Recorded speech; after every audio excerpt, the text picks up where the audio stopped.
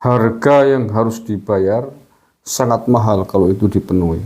Pemilu ulang bukan hanya persoalan biaya kos negara APBN yang harus dikeluarkan untuk menyelenggarakan pemilu ulang, tetapi juga harga dan resiko politik yang mungkin terjadi. Bisa perang saudara, bro, negara ini.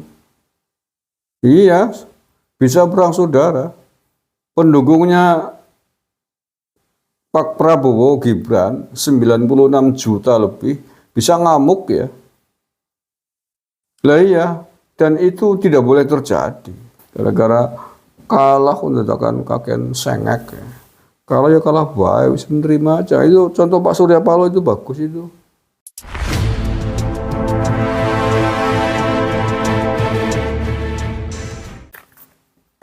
TPN Ganjar Mahfud dan Timnas Amin, kedua-duanya melakukan gugatan ke Mahkamah Konstitusi dengan tuntutan yang sama, yakni meminta agar pasangan 02 Prabowo Gibran dicoret atau didiskualifikasi.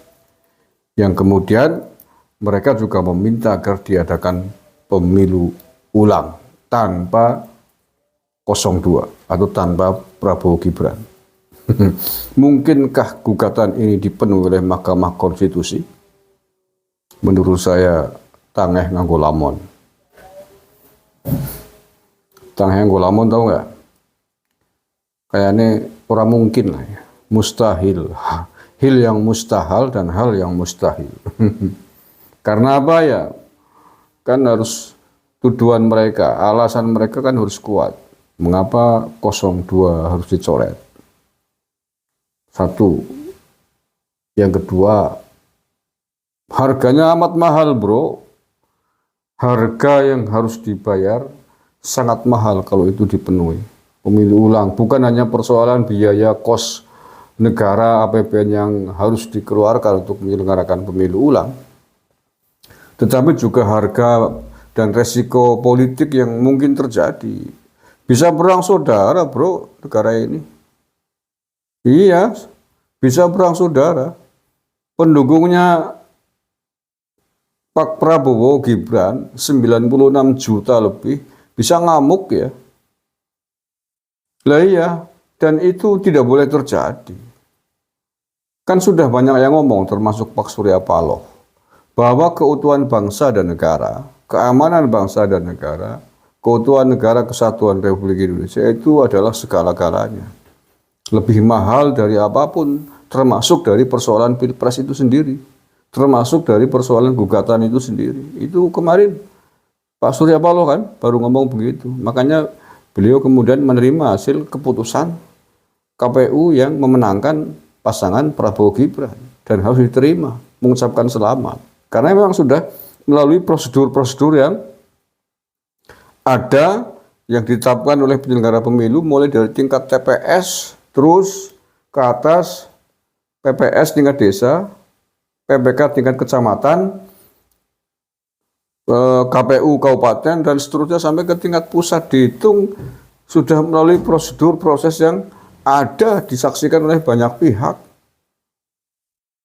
Saksi partai, saksi caleg, saksi Bawaslu, diawasi TNI Polri, dan seterusnya.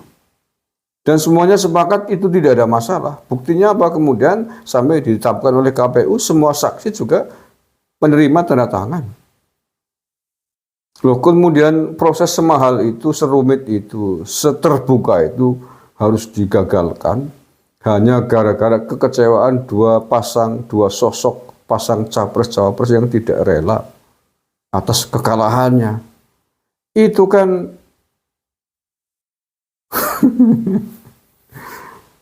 tidak lucu kan. Ya kalau MK sampai berani mengabulkan itu, wah, bisa geger moer negara ini. Iya, bisa geger moer. Kecuali bahwa ada betul-betul kecurangan yang mereka temukan, bisa dibuktikan. Itu baru tuduhan politik, kekecewaan, tidak siap kalah. Pecundang itu namanya. Berani bertarung ya harus berani menanggung resiko kekalahan. Pertarungan pasti ada yang menang, ada yang kalah. Tidak mungkin menang semua, tidak mungkin kalah semua. Lawung dapat 16%, dapat 25%. Ku minta pemilu ulang, minta pemenangnya dicoret. Yo ngamuk kabeh pendukungnya Pak Prabowo Gibran ya.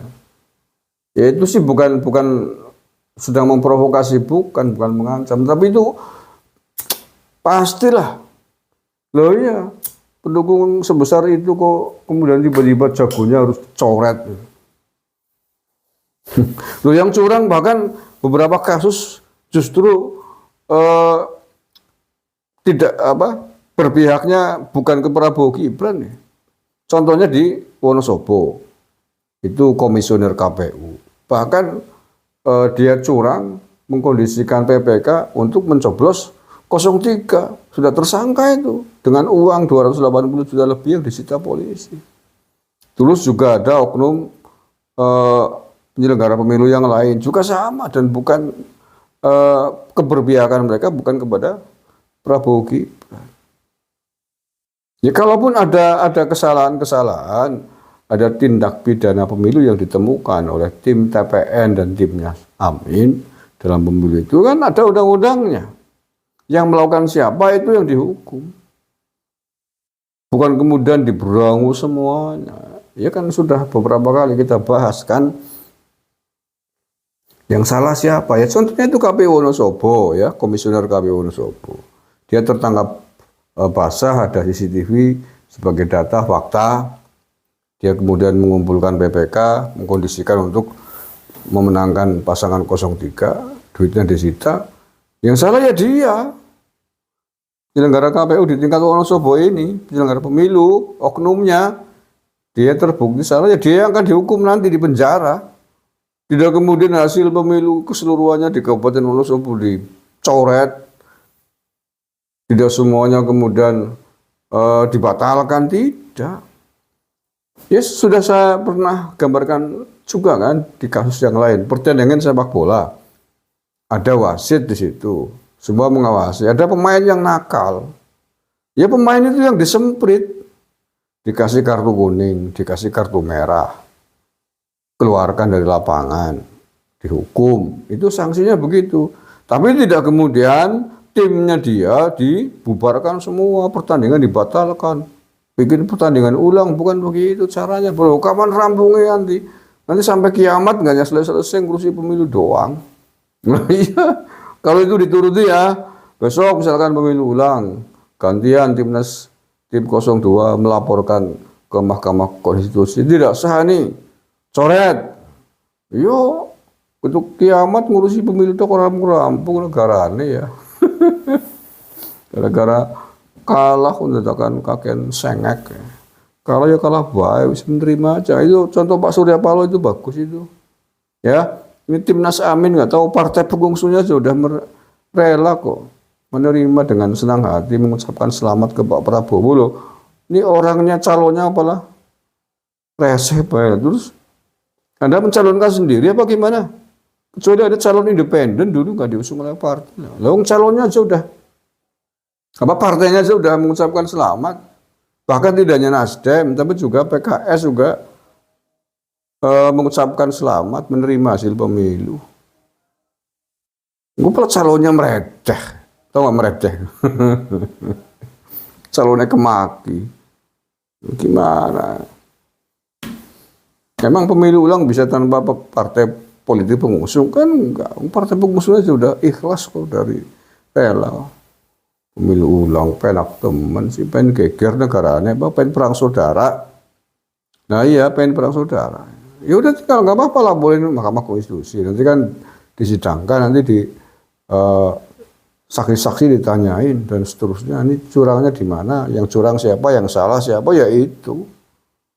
Atau caleg legislatif ada yang merasa dicurangi, suaranya dicuri misalkan di TPS mana, kan bisa ditulis, dibuktikan masing-masing, baik yang melaporkan atau yang dilaporkan. Ada benar yang melaporkan ya situ, suaranya misalkan dicuri 100 ya dikembalikan kan begitu. Bukan semuanya kemudian dicoret, tidak sah gimana. Terima kasih. Assalamualaikum warahmatullahi wabarakatuh.